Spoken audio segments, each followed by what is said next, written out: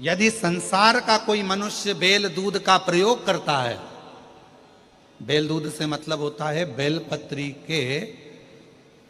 बेलपत्र के ये मध्य भाग जो होता है, बेलपत्री की जो नीचे की दो पत्तियां जो होती है, ये दो पत्तियां जो बेलपत्री की होती है, इस बेलपत्री की दोनों पत्तियों को शिवलिंग पर जब आप रखते हैं, शिवलिंग पर रखने के बाद में आपके हाथ में जो कटोरी में दूध है, वो दूध इन दोनों पत्तियों पर, ये पितरों के भाव से, पितृ पित्राणी के भाव से आप दोनों पत्तियों पर बेल दूध को अगर समर्पित कर रहे हैं, बेलपत्र समर्पित करने के बाद थोड़ी सी कटोरी में अगर गौमाता का दूध है और ये दोनों पत्तियों पर अगर आप अपने गोत्र से दूध चढ़ा रहे हैं, तो संसार में ऐसा कोई व्यक्ति नहीं है जिसके ऊपर पितृदोष लग जाए। पितृदोष समाप्त होकर ही रहता है।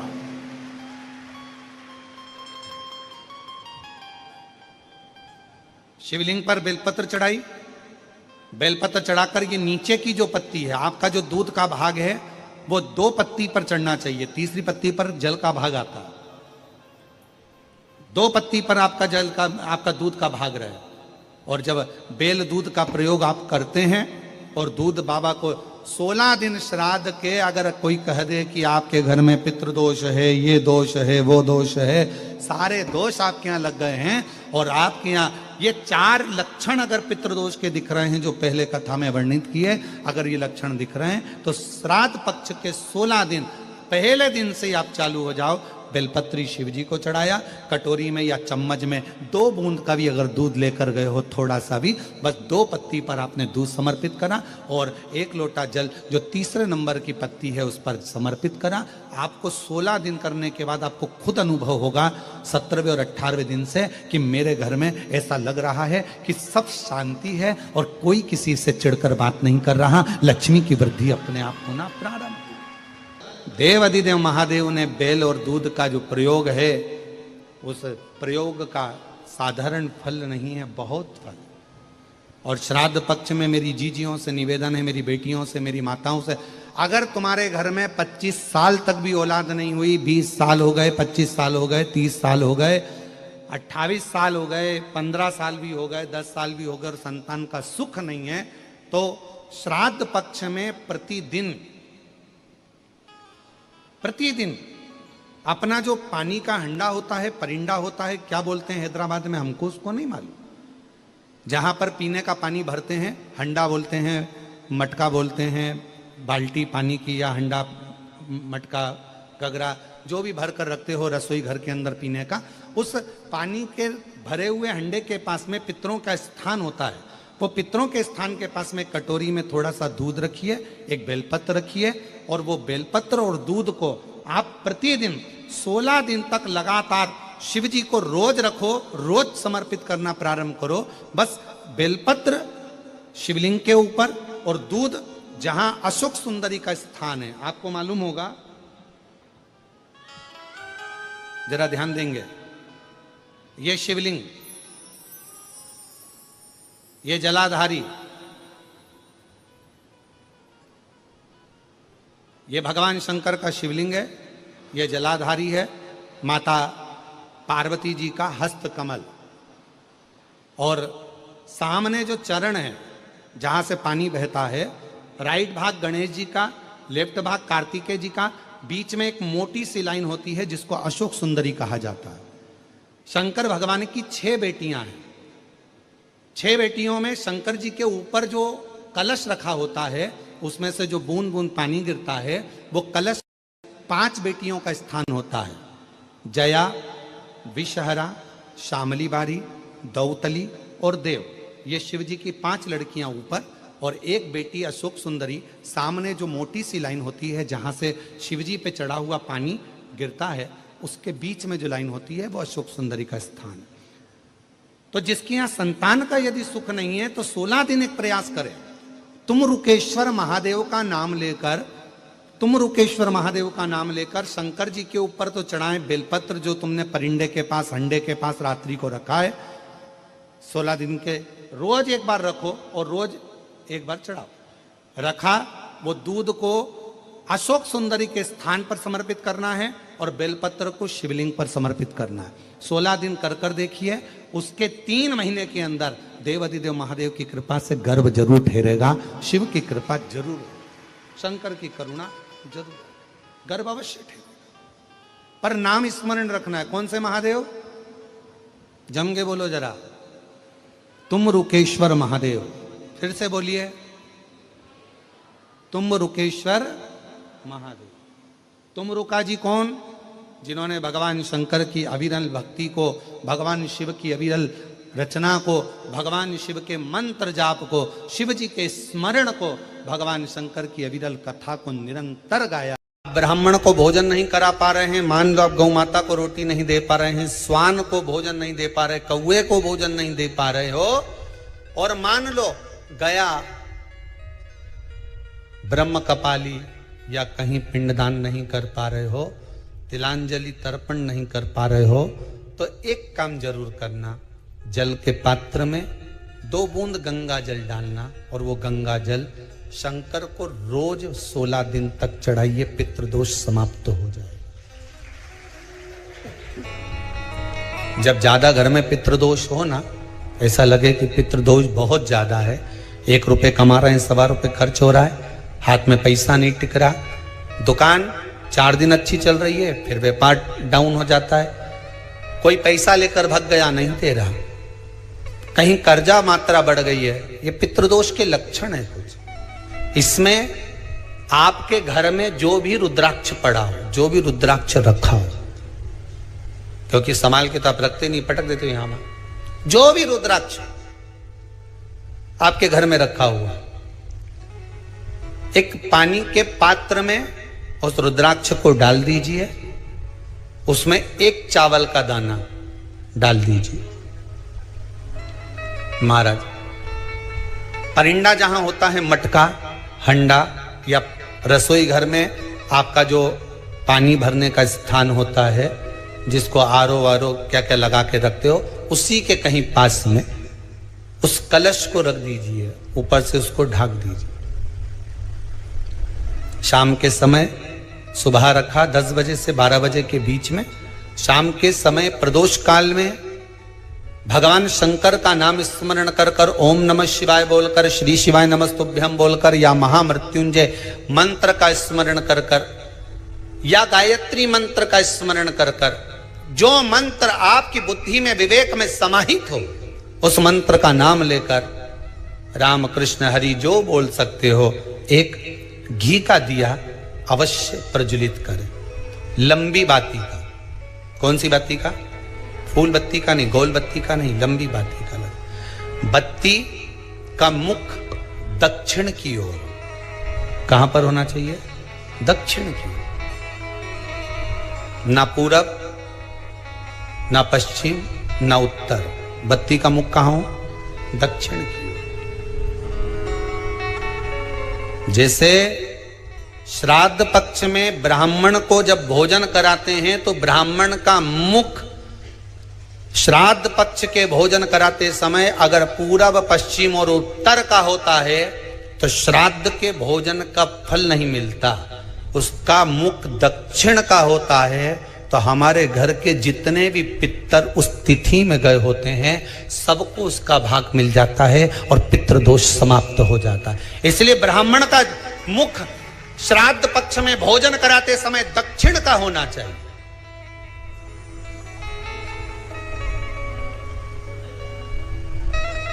ब्राह्मण का मुख दक्षिण का हो।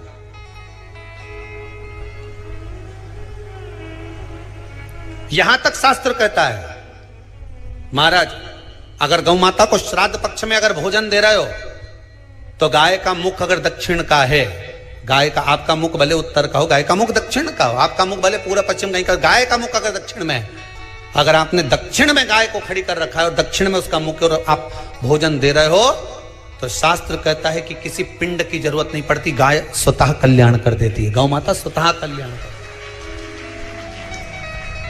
दक्षिण मुखी हो तो दिए की जो बाती का मुख कहां होना चाहिए? दक्षिण का। और दक्षिण का मुख हमारा जब जब दक्षिण का मुख हो, दक्षिण की ओर बाती हो महाराज, तब दक्षिण की बाती जलाने के बाद में भगवान से वहीं पर प्रार्थना करें। जो कलश रखा है उसके ऊपर जो प्लेट रखी है, ढाका गया है, वहां अपना सीधा हाथ रखें और अपने पूर्वजों का, अपने पितरों का स्मरण करें कि मेरे धन को लेकर कोई चले गया, मेरा व्यापार ऐसा चल रहा है, मेरा घर में बच्चों का विवाह नहीं हो रहा, या घर में इतनी अशांति है, या तकलीफ है, या कष्ट है, ये सब का स्मरण कर कर उस कलश को रात्रि भर रखे रहने दें। सुबह स्नान आदि करने के बाद फिर एक घी का दिया दक्षिण की ओर लगाकर सुबह 10 बजे से 12 बजे के बीच में उस जल को शिव जी को समर्पित कर कर आ जाएं और वो रुद्राक्ष लेकर वापिस आ जाएं। महाराज वापिस आ जाइए, उस रुद्राक्ष को अपने घर में रख दीजिए। वर्ष भर वो रुद्राक्ष आपको कभी बीमारी से नहीं घिरने देगा, कभी किसी जगह खड्डे में नहीं जाने देगा, वो उन्नति की ओर ही बढ़ाएगा। भले कोई भी रुद्राक्ष हो, 1 मुखी से लेकर 14 मुखी, 20 मुखी, 18 मुखी, जो रुद्राक्ष आपके पास में, आप तो उसका स्मरण करिए। आप उसका स्मरण करिए। आपको लगता है कहीं कहीं कि मेरे पितर मुझ पर क्रोध कर रहे हैं, आपको कभी कभी लगे कि मेरे ऊपर पितृ दोष लगा हुआ है, या पितरों का श्राप लगा हुआ है, या हमारे यहाँ पर लोग अधोगति में ज़्यादा मर जाते हैं, हमारे यहाँ ये काम ज़्यादा हो जाता है, तो निवेदन है, श्राद्ध पक्ष चल रहा है, प्रयास करिएगा। एक चावल की कटोरी में, कटोरी के अंदर थोड़ा सा चावल रख लीजिए कच्चा, उस चावल की कटोरी में एक बेलपत्र, थोड़ी सी दुर्वा बांधकर पानी का मटका, परिंडा या जहां अपना रसोई घर में जल रखते हो, उस कटोरी को वहां पर 2 दिन 3 दिन तक रख दो। वैसे तो 16 दिन रखो, ज़्यादा अच्छा था, पर जो दिन अपने को मालूम है 2-3 दिन उसको रख दीजिए। घी का दिया लगाइए। 3 दिन के बाद में उस दुर्वा को, उस बेलपत्र को शिव बाबा को समर्पित कर दो। चावल पूरे घर में घुमाने के बाद चिड़िया को या नदी में या किसी जीव को प्रदान कर दो। महाराज पितृदोष के निवारण का सुंदर तरीका। कल आपको वो काम नहीं हो रहा है, बहुत दिनों से आप प्रयास कर रहे हो और काम अटका पड़ा हुआ है, तो प्रयास करना। जल के पात्र में थोड़ा सा शहद, गंगा जल उसमें डालकर, ये जो श्राद्ध पक्ष चल रहा है, जिस समय पर, जिस श्राद्ध पक्ष के अंतर्गत, श्राद्ध पक्ष में एक पात्र में जल लेकर उसमें थोड़ा सा शहद, गंगा जल डालकर भगवान शंकर को कुंदकेश्वर महादेव के नाम से, कौन से महादेव? कुंदकेश्वर, क्योंकि विदल और उत्पल, इन दोनों असुरों ने, राक्षसों ने जब बहुत उपद्रव मचाया, ठीक है, जब बहुत उपद्रव मचाया, तब माता जगतजननी के कहने पर कुंदुक का प्रहार कर कर इन दोनों राक्षसों का संहार करा था। तो शिवजी का नाम कुंदकेश्वर पड़ गया था। क्या नाम पड़ा था? कुंदकेश्वर।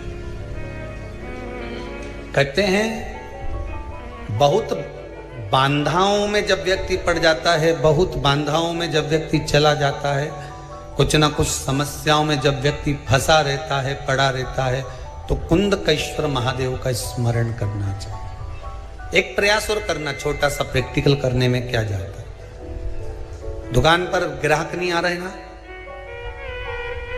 आधा घंटा हो गया, कोई ग्राहक नजर नहीं आया, फालतू बैठे हो ना दुकान पर, जब ग्राहक नहीं आता तो फ्री हो, तो एक काम करो, कोई भी जरा सा हाथ में पानी लेकर कुंदकेश्वर महादेव के नाम से 51 बार 21 बार बोलकर 11 बार बोलकर वो पानी को दरवाजे पे छीट दो। आधा घंटा, ज्यादा से ज्यादा 20 मिनट, आधा घंटा 30 मिनट नहीं लगेंगे और ग्राहक प्रवेश करना प्रारंभ करें। प्रैक्टिकल करने में क्या जाए। अब ई में कहीं घटा तुम्हारा कि पानी घट गया, कि बोलने से कुंदकेश्वर महादेव का नाम लेने से जीवान घट गई, कुछ घटा? फायदा तो तुम्हारा ही हुआ। कुंदकेश्वर का नाम,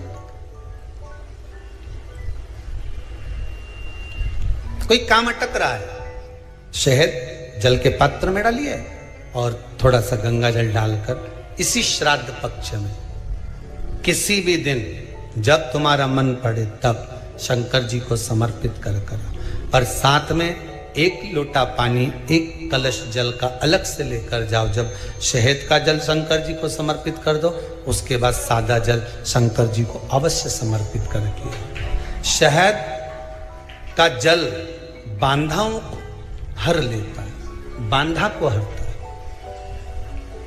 हम तो कई बार बच्चों से कहते हैं, अगर कोई बच्चा कंपटीशन एग्जाम में बैठ रहा है, इंटरव्यू दे रहा है या कोई एग्जाम में नहीं निकल रहा है, तो प्रयास करना बेलपत्री का जो बीच वाला पत्ता होता है, इस पत्ते पर शहद लगाकर हथेली में रखकर अंगूठे से इसको इस तरह से दबाकर शिव जी के कुंदकेश्वर महादेव का नाम लेकर अपनी मनोकामना कर शंकर भगवान का जो शिवलिंग है उस शिवलिंग पर इस बेलपत्री के पत्ते को चिपकाकर आ जा और एग्जाम देने जा। बाबा निपटे का सब काम कर। जिस बालक बालिका का जॉब नहीं लग रहा हो, सर्विस नहीं लग रही हो, नौकरी नहीं लग रही हो, जगह जगह पहले करते थे जॉब, अब छूट गई, 2 साल हो गए, 3 साल हो गए, सर्विस नहीं लग रही हो, बहुत प्रयास कर लिया हो, बहुत प्रयास, तो महाराज काली तिल्ली को पीस कर उसको जल के पात्र में डालकर अपने घर के मटका परिंडा पितरों का जो स्थान होता है, जलाशय होता है, उसके पास में एक पात्र में रख दीजिए। बेलपत्री या बट का पेड़ या पीपल का पेड़, इस वृक्ष के नीचे एक रात्रि तक रखे रहने के बाद में दूसरे दिन अपनी कामना कर, जिनका जॉब नहीं लग रहा, सर्विस नहीं लग रही, नौकरी नहीं लग रही या कहीं उलझने उत्पन्न हो रही है, उस व्यक्ति को हाथ में ले जाकर उस पात्र का जल, 3 वृक्ष पितरों के तुल्य हैं। कल की कथा में कहा था, पहला बेलपत्री का, दूसरा पीपल का, तीसरा बड का, ये 3 पितरों के तुल्य हैं। इन 3 में से किसी भी वृक्ष के नीचे उस काली तिल के जल को समर्पित कर दीजिए। महाराज बाबा चाहेगा, भोलेनाथ जी चाहेगा तो 3 महीने में कहीं ना कहीं योग बना ही देगा, ये पक्का। बाबा पर विश्वास रखो, शंकर भगवान पर भरोसा विश्वास रखकर आप कार्य करेंगे, क्यों ना हो।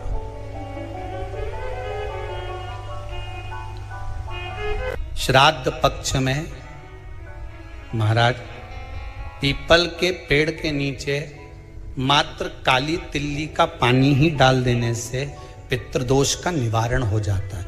किसी लड़के की लड़की की विवाह शादी नहीं हो रहा हो, मंगल विवाह नहीं हो रहा हो, पानी के लोटे में थोड़ा सा काला तिल डालकर श्राद्ध पक्ष में पीपल के पेड़ के नीचे चढ़वा दीजिए। महाराज पितरों की शांति होती है, घर में मंगल कार्य होता है, मंगल कार्य हो जाता है,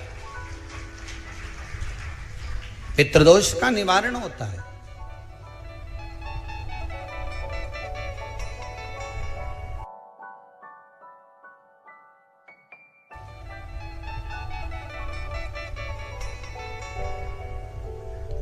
बहुत रोग घिर गया, ऐसा लग रहा है कि बहुत बड़ी बीमारी शरीर में आ गई है, वो मिट नहीं रही, बीमारी बहुत बड़ी है, नहीं जा रही।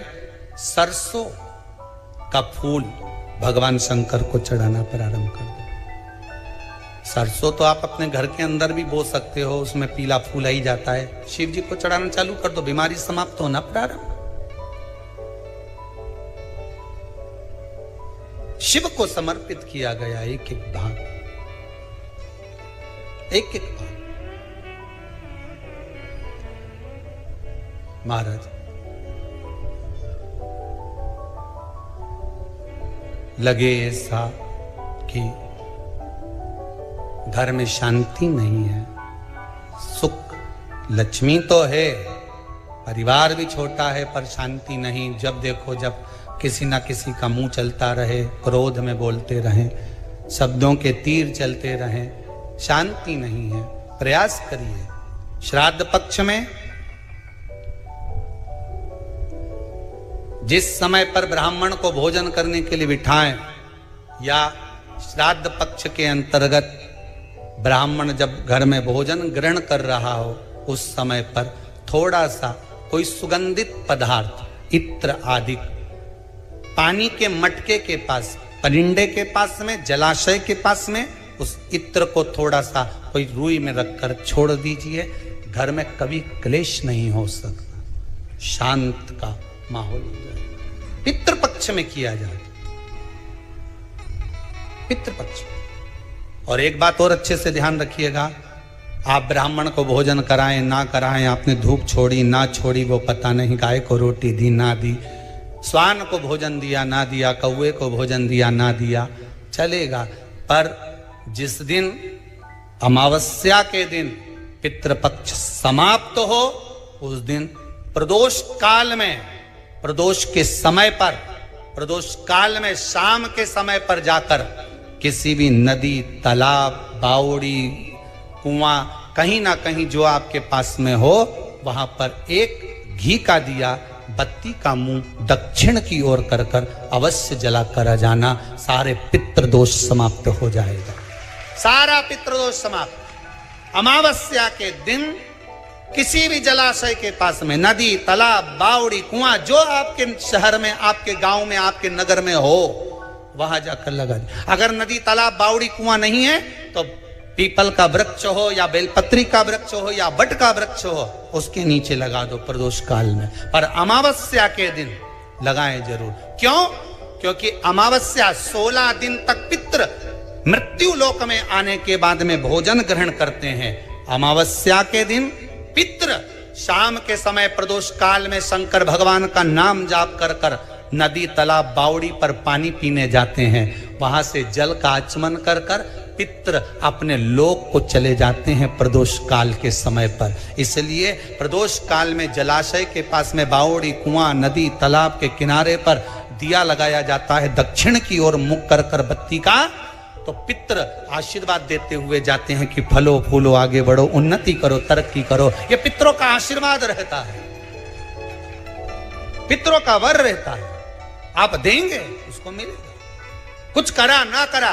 फिर अमावस्या के दिन, जिस दिन पितृपक्ष समाप्त हो, उस दिन दिया दक्षिण की ओर बाती का मुख कर कर लगा। महाराज एक बात बहुत अच्छे से समझ लीजिए, जिसके